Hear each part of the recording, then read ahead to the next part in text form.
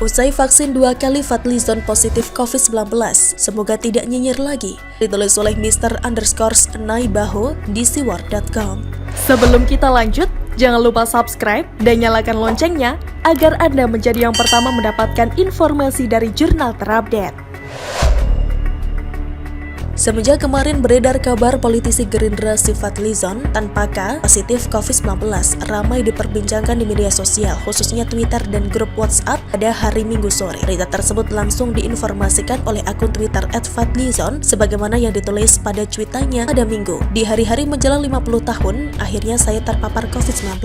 Maret lalu sudah 2 kali vaksin dan tes titer antibodi 250 cukup baik. COVID-19 ini ternyata ada. Alhamdulillah baik-baik saja. Mari pada jaga kesehatan, jaga jarak, jaga imunitas tubuh, mohon doanya, ujar Fadlizon. Hingga kini akun Twitter Fadlizon yang mempunyai follower 1,6 miliar dan follow terakhir 1.434.000 ini sudah dikomentari lebih dari 300 akun dan 272 retweet dan sebanyak 1,4 ribu yang menyukainya. Dan saya heran dengan Twitternya Fadlizon yang masih aktif memberitakan apa-apa saja walau dia sedang terpapar COVID-19.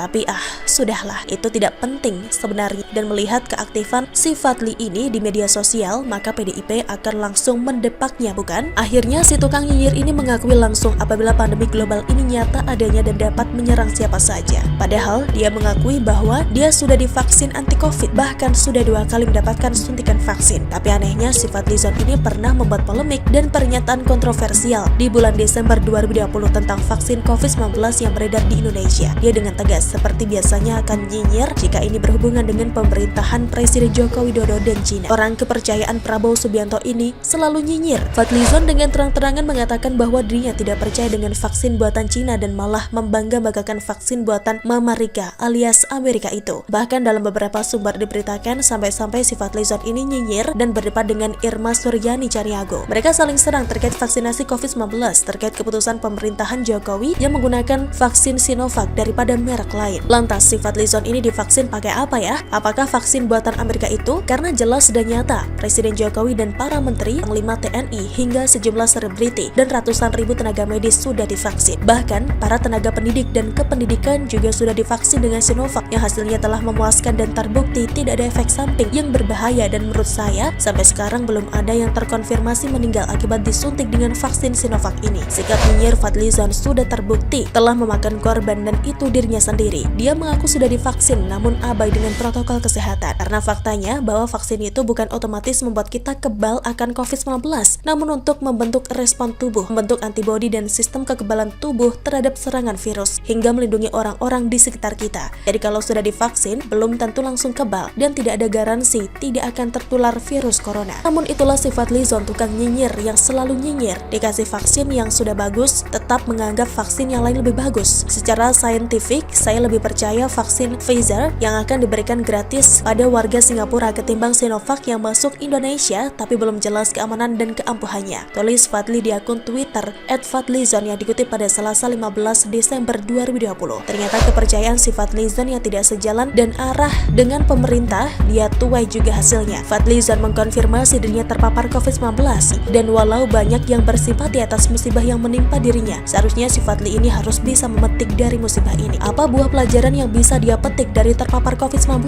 Ya kurang-kurangin lah yang nyinyir itu. Jangan semuanya jelek di mata Fadlizon. Semoga dengan adanya musibah ini Fadlizon terbuka mata batinnya, dan kalau memang yang bagus ya silahkan diikutkan, atau kalau tidak mau mengikutkan jangan membuat perpecahan dengan nyinyiran-nyinyiran ente itu, tapi cobalah berdiam diri dan merenungkannya. Seperti kata Irma Suryani Caniago, politisi non-aktif Nasdem itu menyinggung pernyataan sesat soal vaksin Sinovac asal Cina yang dibuat oleh Fadlizon. Namun vaksinasi gratis oleh pemerintah tersebut masih saja dirongrong oleh manusia-manusia yang tidak bermoral dan tidak punya rasa tanggung jawab terhadap keselamatan bangsa dan negara, kata Irma. Ada barisan sakit hati, ada juga oposisi yang tidak punya empati, dan ada juga wakil rakyat yang terus-menerus nyinyir terhadap program vaksinasi tersebut. Sebut Irma lebih lanjut, prihatin tentu di tengah pemerintah, tim medis dan rakyat sedang berjibaku melawan COVID-19, masih ada saja manusia yang rendah moralnya, terus lakukan provokasi, terus nyinyir terhadap program vaksin yang bermanfaat bagi rakyat Republik Indonesia, kata Irma lebih lanjut. lanjut yang tentunya menohok sekali bagi seorang Fadlizon yang memang sampai saat ini tidak ada sumbangsih terhadap pemerintah kecuali juara nyinyir dan bermain Twitter. Namun saya salut dengan pemilik akun yang bernama Johan Effendi yang sangat bijaksana dalam menanggapi komentar terhadap kondisi Fadlizon. Sungguh luar biasa. Selama ini saya tidak suka nyinyirannya Bang Fadlizon kepada pemerintah Jokowi, tetapi kita sesama anak bangsa, apapun agamanya, jika ada yang sakit wajib kita mendoakannya. Semoga lekas sehat kembali. @Fadlizon, Tuhan memberkati. Emot hormat, tetap waspada, COVID masih berbahaya, ujar pemilik akun Twitter @Johan Effendi. Semoga saja si Fadlizon ini bertobat dan tidak nyinyir lagi. Itu aja deh. Salam kura-kura. Terbongkar, diam-diam Prabowo mau beli apem dengan utang 1.760 triliun rupiah, ditulis oleh Morasifudan di siwar.com. Sebelum kita lanjut, jangan lupa subscribe dan nyalakan loncengnya agar Anda menjadi yang pertama mendapatkan informasi dari jurnal terupdate. Yang banyak beredar dan menjadi pembicaraan di publik adalah soal mafia alutsista berinisial Mr. M. Keinginan membongkar siapa sebenarnya Mr. M ini mengaburkan bahaya yang sebenarnya sedang mengancam, yaitu rencana pembelian alutsista dengan utang senilai 1.760 triliun rupiah oleh Kementerian Pertahanan. Ups, bukankah Prabowo dulu teriak-teriak soal utang negara yang membengkak? Loh, katanya mau beli alutsista, tapi kenapa judulnya mau beli apem? Apam atau apem dikenal juga dengan apam di negeri asalnya India, adalah makanan yang terbuat dari tepung beras yang didiamkan semalam dengan mencampurkan telur, santan, gula, dan tape serta sedikit garam kemudian dibakar atau dikukus. Menurut pengamat militer dan pertahanan Koni Rakahundini Bakri yang membongkar kasus ini ke publik, pengadaan alutsista ini tidak jelas. Pertama, rencana pembelian alutsista tidak diketahui TNI. Baik Koni maupun logika sederhana kita memahami bahwa pembelian kebutuhan TNI pasti bersumber dari TNI kemudian diajukan ke Kemhan. Kenapa? Karena TNI, Angkatan Laut, Angkatan Udara, Angkatan Darat tahu betul apa kebutuhan mereka terkait alutsista. Butuh kapal selam, kapal induk, pesawat tempur,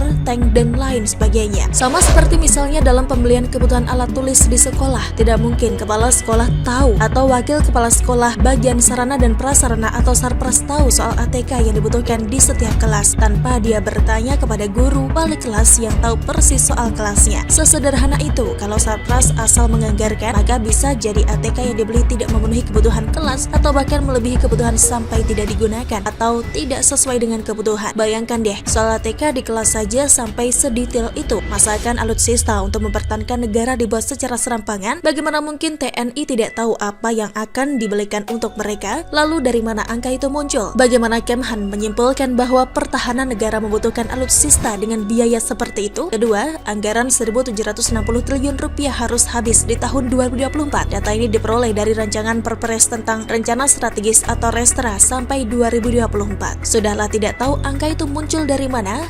Harus habis pula tahun 2024, sementara sekarang sudah tahun 2021. Apakah pembelian alutsista itu seperti beli apem? Anda kalau beli apem tidak diperkenankan untuk mencicipi apemnya. Anda juga bisa beli pagi atau sore, yang penting Anda tahu tempatnya. Anda juga tidak perlu melakukan persiapan untuk makan apem. Sementara pembelian alutsista tidak semudah membeli apem loh. Harus ada proses yang harus dilalui, apakah itu soal kebutuhan TNI, persiapan personil yang akan menggunakannya, tentang perencanaan dalam perawatannya, tenaga ahli yang akan menanganinya, serta infrastruktur untuk menjamin ketahanan sistem pertahanannya. Masa 3 tahun cukup untuk itu semua? Sementara sekarang perpresnya masih sementara, sehingga masih butuh prosedur pengesahannya yang pasti juga memakan banyak waktu. Ketiga, anggaran 1.760 triliun rupiah tidak diketahui akan membeli alutsista apa saja. Kalau TNI saja tidak tahu dari mana angka anggaran itu muncul, maka kita tidak tahu Kemhan akan membeli apa. Sebab baik di Perpres, TNI maupun di keterangan Kemhan tidak disebutkan akan beli apa. Keempat, munculnya PT Teknologi Militer Indonesia atau TMI di bawah Kemhan. Masih menurut keterangan Koni, TMI akan mengurusi pengadaan seluruh alutsista. Tapi aneh, kantornya masih kumuh, nama-nama di kantornya dari kertas, dan pembuatannya masih baru, serta websitenya pun sudah ada. Kemhan membantah keberadaan PT TMI ini, tetapi sayangnya Koni punya bukti dokumen keberadaan PT TMI yang ditandatangani Prabowo sendiri. PT-nya sudah ada, websitenya keren juga, tapi PT yang sedemikian kilat itu akan mengelola anggaran yang harus habis 2024. Tidak sepengetahuan TNI,